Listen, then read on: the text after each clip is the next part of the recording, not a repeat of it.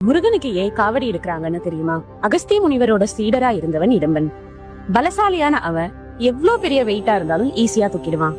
முனிவரோட வழிபாட்டுக்காக கைலை மலைக்கு போய் சிவன் சக்தியோட சொரூபமா இருக்கிற சிவகிரி சக்திகிரிங்கிற மலைகளை ஒரு பெரிய மூங்கில் குச்சியோட 2 பக்கத்துலயும் கட்டி துலாபாரம் போல தன்னோட தோல்ல தூக்கிட்டு வந்தான். தான் பெரிய பலசாலி அப்படிங்கிற கர்வம் அவனுக்கு. கைலை மலையில இருக்கிற முருகப்பெருமான் அவனுக்கு பாடம் புகட்ட நினைச்சாரு. இடும்பன் முருகனோட திருவிளையாட்டால பாத தெரியாம தடுமாற ஒரு சின்ன பையன் வேஷத்துல முருகன் வந்து இடும்பனுக்கு வழிகாட்டினாரு.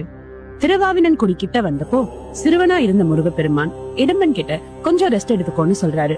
இடும்பனும் சரின்னு அவன் காவடி போல சுமந்து வந்த மலைகளை கீழே இறக்கி வைக்கிறான். மறுபடியும் காவடியை தூக்க முயற்சி பண்ணா அவனால அதை அசைக்க கூட முடியல. ஏன்னு பார்த்தா சிவகிரி மலை உச்சியில அந்த சிறுவன் கோவணத்தோட கையில ஒரு கம்பு புடிச்சிட்டு நிக்கிறத பாக்குறான். பயங்கர கோவத்தோட இடும்பன் அந்த சின்ன பையனை பார்த்து மலையில இருந்து இறங்குன்னு சொல்ல அந்த பையனும் இந்த மலை எனக்கே சொந்தம்னு சொல்றான்.